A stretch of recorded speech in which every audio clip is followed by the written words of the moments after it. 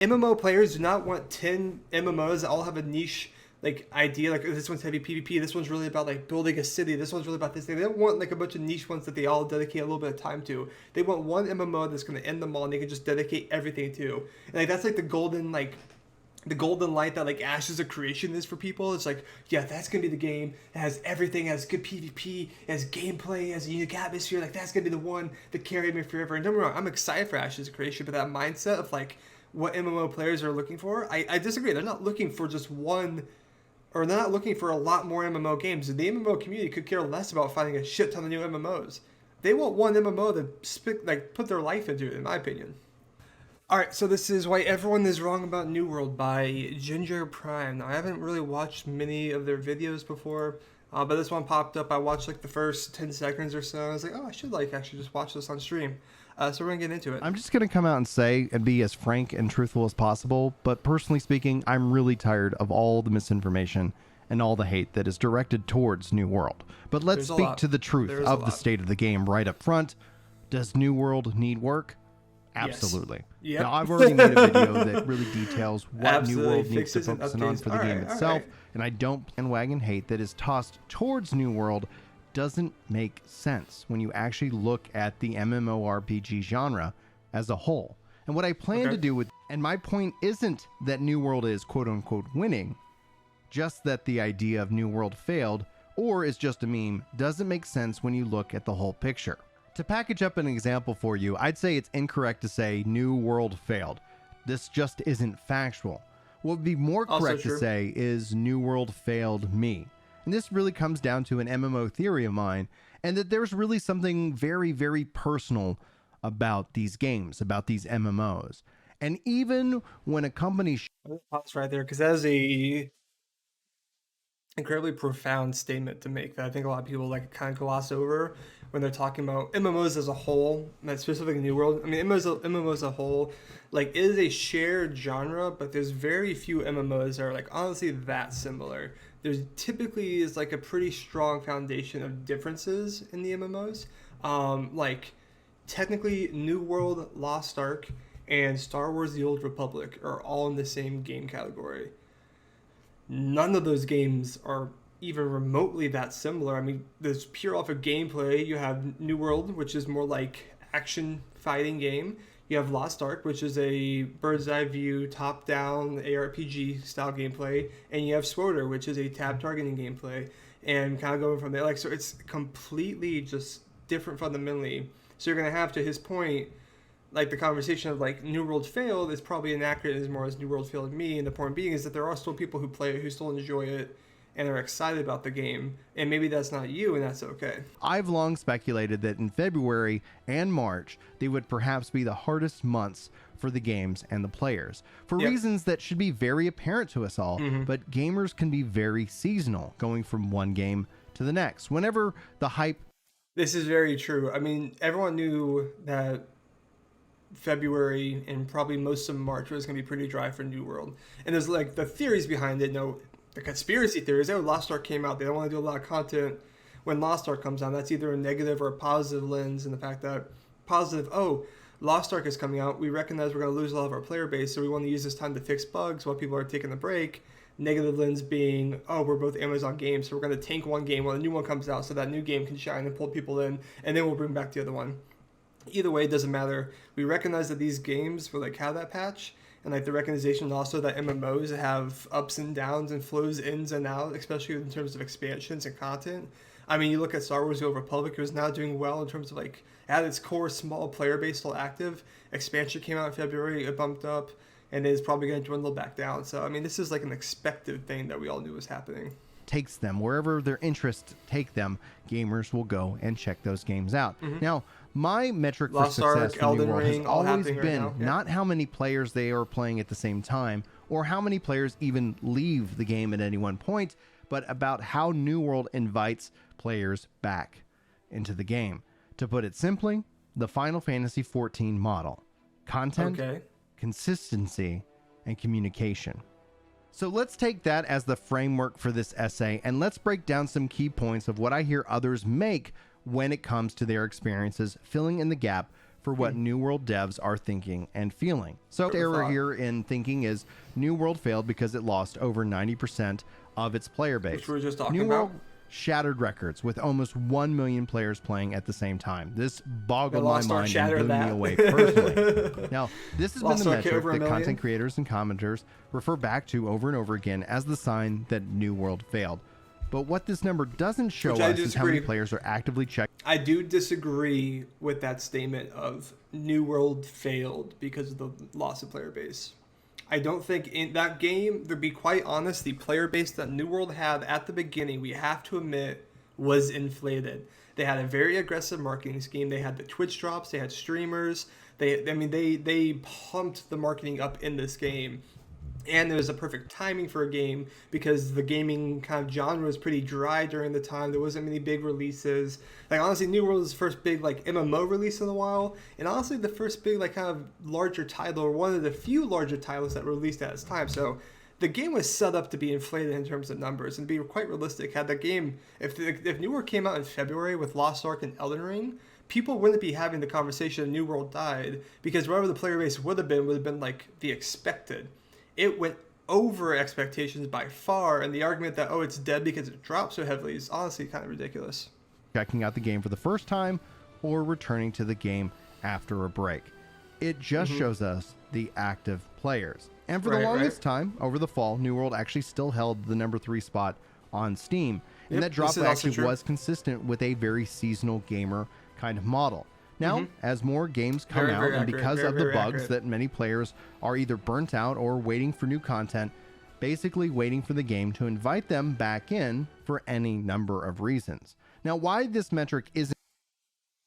We have to be careful with this thought, and I get why he's trying to fight this thought process, but we gotta be careful with the thought of, like, oh yeah, like the real player base of New World are the people who are waiting to come back. They're seasonal gamers who played it for a while, or taking a break doing other stuff and waiting for a reason to come back. You have to be careful with that thought process, because A, that means the game has to come out with a reason to come back. Like, you can't just be like, oh yeah, like they're gonna come back. Like, no, you have to have a reason for the player base to come back. Otherwise, that number that he's talking about that shows the true player base of New World is just not true at all. And B, like, how do I want to put this? Players not in the game is less impactful in a game like New World that is so reliant on an active server. So, I mean, we'll see his argument. A subscription-based MMO almost commands logging in and only playing one game. But as the business model fades and it slowly fades away and changes, MMO players have become more nomadic and less diehard towards any one specific game. At this point, we could rate that as a positive or a negative based off of your personal experiences. Now, this is very true. I mean, WoW players are constantly looking for a new WoW because they hate WoW. But also in another video in the future. So just that's kind of an aside, a little note for you there. So this also presumes that the hype of a new game release is going to retain that very same player base, even with the drop, that it's going to maintain that massive yield in terms of a brand new MMO from an unknown studio, or suffer perhaps obviously less of a drop. But in reality, the facts that actually held on to the players that it has, I think, is actually far more telling. And you might wonder why I think that. And I stated this years ago. New World is a brand new IP. There's no nostalgia factor. There's no Final Fantasy or Warcraft or an established IP that can basically keep players invested in terms of the world and the lore for any number of reasons. And I've heard the argument that Lost Ark is a new IP, and like that's why like this is a bad argument, but I disagree with that, because Lost Ark is not a new IP. Lost Ark is honestly a pretty like known IP for most people who've been following the game. Like, it already has its cult following because of the Korean and Russian servers. So people who would be really into that game and get invested have already done so. So it's not necessarily a brand new IP. It already has that cult following that's going to keep it invigorated, while New World doesn't quite have that yet. That's getting that. It's also in a genre that traditionally is best represented 5 years into its life rather than in year one, from a studio, and this is kind of the real kicker here, that makes players nervous because we don't really know who they are concerning because other games have been shut down around the same type of population drop. And yes, this has happened before in the history of MMOs.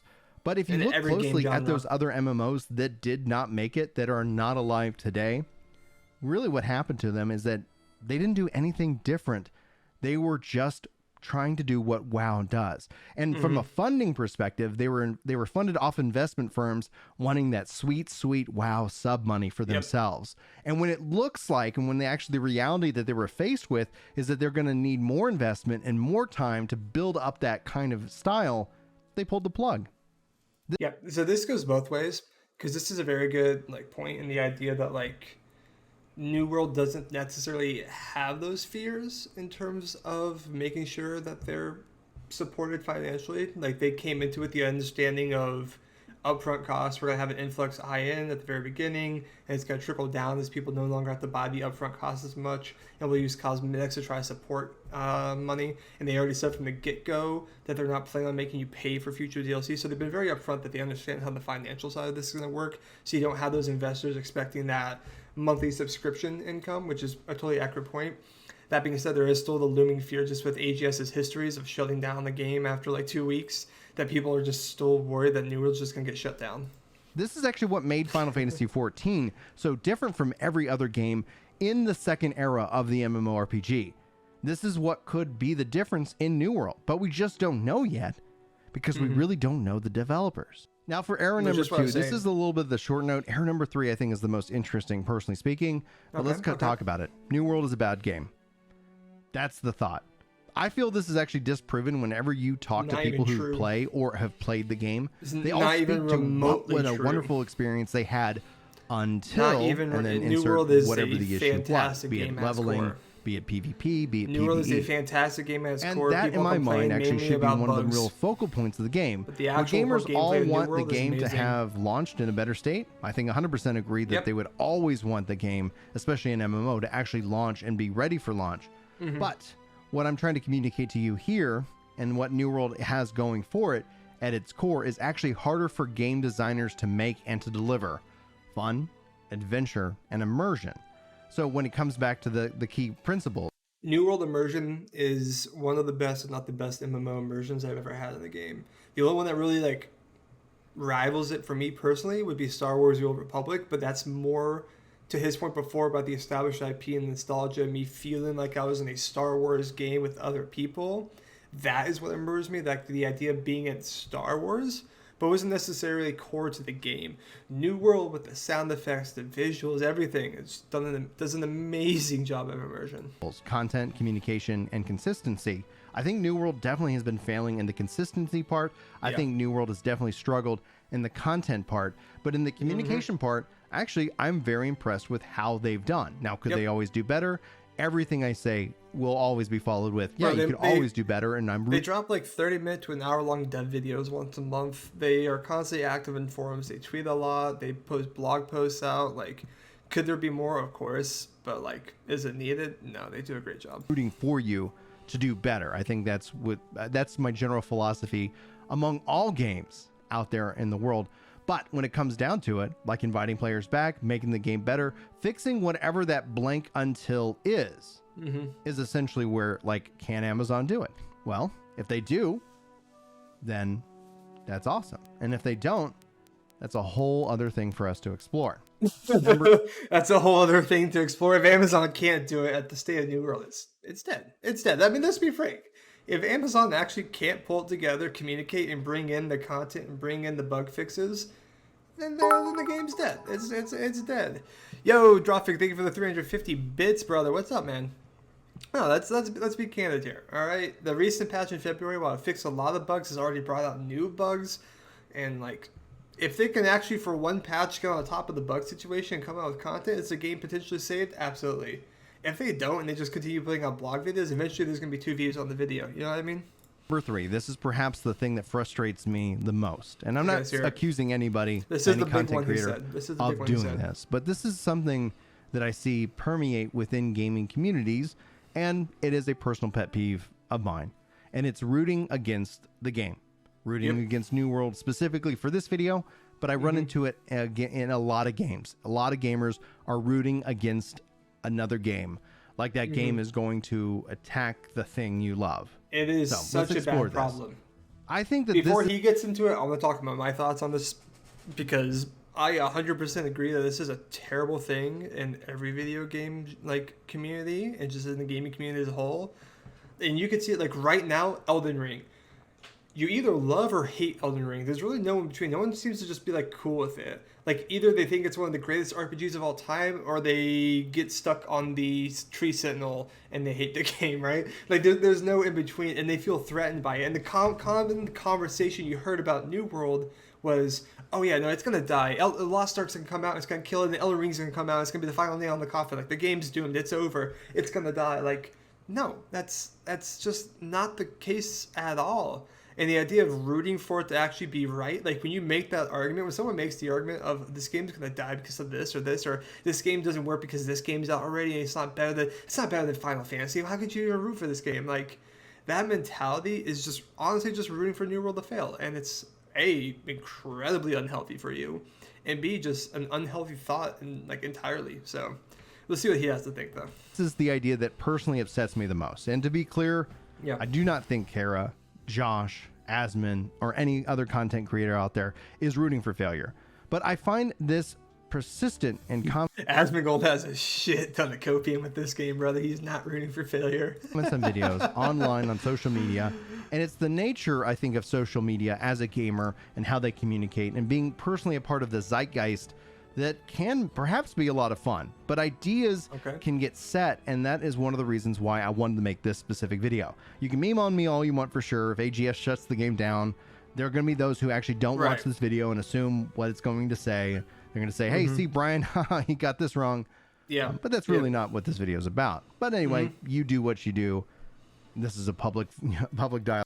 Trust me, brother, any New World video is going to get their responses if the game shuts down in the near future. If the game shuts down 4 years from now, people will be less caring. But there's a strange feeling. The community reaction in New World, the gaming community by this, has been so peculiar about New World. Like, it's such an atmosphere of, I want this game to be great. It has such potential, but it's going to fail. Like, the actual amount of belief in the game is very low. Like, they want it to be true, but they just don't believe. Like, and you can just feel that when you play with people, and it's such a it's such a sad thing to see. Hopefully, like, you know, like the roadmap and other stuff comes out and gets people more like reinvigorated about it. But man, it's such a strange feeling in the game community that people just don't believe it'll work. Like, there's just no faith. People want it, like, you don't see, like, people like will believe a game will be good, but it's not that they believe the game will be shit, but they want it to be. It's such a weird situation in New World. Dialogue here. But when I see gamers obviously rooting against these good games, or any game, good or bad, I feel like they're rooting against their own self-interest, just to be a part of some community or some movement, or just to be a part of something. And perhaps it's the better commentary on the state of social media completely, but we can explore that in another video if needed. Now, to fix this mindset, I think it could be as simple as sending the thought, or kind of appending your thought with, but I hope they can make it better. I think this is the best part of Kira's video personally, because as it's hard, if you like MMOs, we should want more MMOs, not less MMOs. Yep. And I want to spend more time on that. That's a fair argument, but you'll never get the MMO community to rally behind that, because every MMO player is looking for their new WoW, their new game that they're going to play for the next 10 plus years, that they're going to invest all their time into. That's going to be their life. Like, it's such a toxic mindset of MMO players. Is most MMO players, these veteran ones, are just looking for the new WoW to just carry them and just play for the rest of the time. Like, they're not actually looking for new good MMOs. They're not looking for a variety of MMOs to play. Like, MMO players do not want 10 MMOs that all have a niche like idea. Like, this one's heavy PvP, this one's really about like building a city, this one's really about this thing. They don't want like a bunch of niche ones that they all dedicate a little bit of time to. They want one MMO that's going to end them all and they can just dedicate everything to. And like, that's like the golden light that like Ashes of Creation is for people. It's like, yeah, that's gonna be the game. It has everything. It has good PvP. It has gameplay. It has a unique atmosphere. Like, that's gonna be the one that carried me forever. And don't get me wrong, I'm excited for Ashes of Creation, but that mindset of like what MMO players are looking for, I disagree. They're not looking for just one, or they're not looking for a lot more MMO games. The MMO community could care less about finding a shit ton of new MMOs. They want one MMO to put their life into, in my opinion. At its core, I think New World has something special, and I'm rooting for the devs. I hope that they can continue to make it better. But pretty much in the meantime, I think for me, I'm just going to be sitting here, fishing, selling my wares, helping gamers clear content, and making videos for you guys here on the internet. That seems to be about it. I like this video. Great video. Great video. What's his name? Ginger Prime. Let's drop a sub and the like. That was great.